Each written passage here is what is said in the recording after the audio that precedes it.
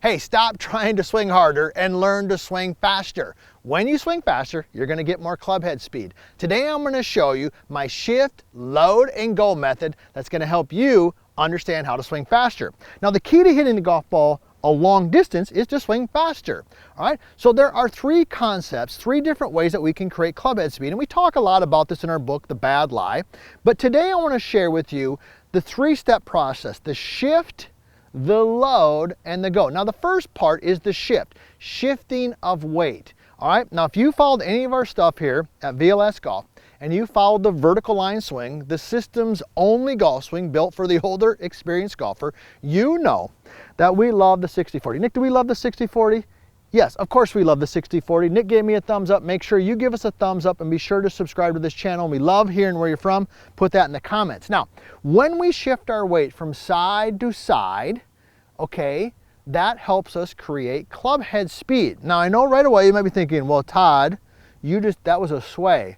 No, it's not gonna be a sway after I teach you the second concept here. But if you don't shift your weight, if you hit a golf ball, let me just demonstrate. If I hit a golf ball and I keep all my weight on my lead foot, okay, especially with the driver, I don't even know where that went because I felt like I just stayed right on top of it and hit down on it, you're not gonna be able to create much club head speed.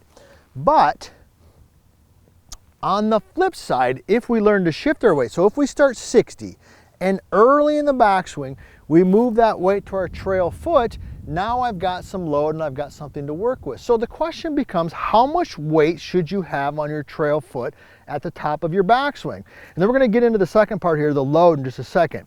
Well, if we start with 60, I want you to feel early in the backswing, by the time the club head has basically reached about parallel to the ground, man, oh man, I want about 80% weight on your trail foot, okay? And as you get to the top, I want 80 or 85%. Now, did you notice what happened there? Okay, did you catch that in my lead foot? Let me do it again. Watch closely. Watch my lead foot. I'm not even gonna say it. See if you notice it. I'm 60, I'm 40. I'm here as I go up. What happens to my lead heel? Okay, if you know it, put it in the comments. It came up a little bit, didn't it? It came up. Who else did that? I don't know. A guy by the name of Jack Nicklaus. He was pretty good, wasn't he? Tom Watson. He was pretty good. He did that. All right. So if we want to swing faster, not harder, the first thing we got to understand is how to shift the weight from front to trail. One of the easiest ways to know that you're doing it is when you get to the top, your lead foot, the heel, is just ever so slightly off the ground. All right, now let's get into the second part, because I know some of you out there, you're screaming right now, ah, that's a sway. This is not a sway when you understand the load. Okay, the load is this, meaning you're loading your foot, your trail foot, and you're loading your trail hip and your glute. All right, now there's a couple different ways that you can see this or feel this. The first one that I like to share with people, and I've done this in a lot of our other videos that Nick and I and the team have done. I got a mic box in my back pocket. You might have a phone, doesn't matter, something in your trail pocket. You want to feel like your trail pocket goes backwards. Everybody see that? So I start 60-40, I shift, mini bump. Okay, there's another golfer who did a mini bump. You can learn a lot from watching these older golfers. Henrik Stenson, look him up on YouTube, watch his golf swing. Now he had a big bump. I don't know if I'm advocating for that, but a mini bump, all right, and then the turn so that the mic box goes backwards, then you know that you're loading it. Now, what about if you're on your own and you don't I don't know if I'm doing that. Well, here's a simple tip. This is one of the core concepts of the vertical line swing. Watch the trail leg, and I'm gonna give you a checkpoint, and then we're gonna talk about the third step, the go method. All right, so here we go. I've learned and I've understood that shifting the weight is a good thing. Jack Nicklaus did it.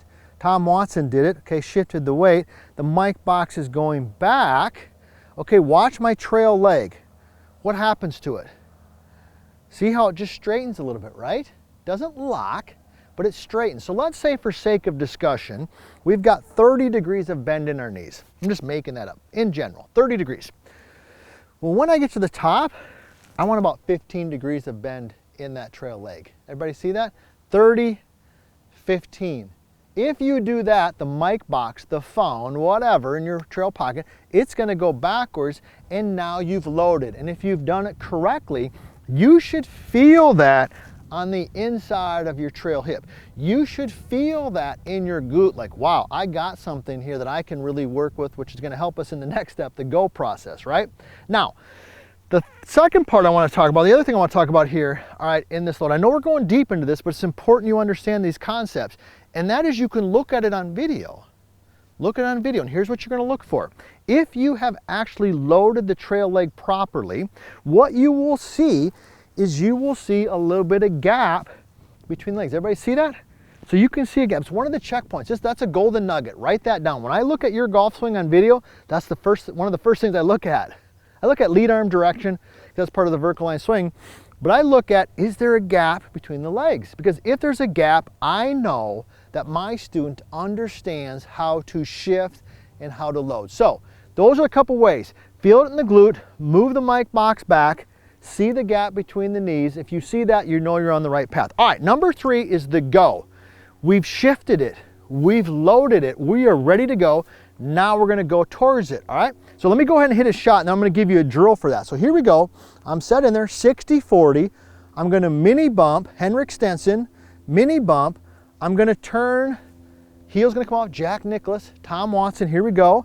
And then I'm gonna give it the go. So here we go, shift, load it. Oh man, this club is hot. I hit that thing rocketed off there. Now, the go is simply to move towards a target. So what I want you to do to practice that is just put your feet together, go ahead and make a backswing, and then step towards the target.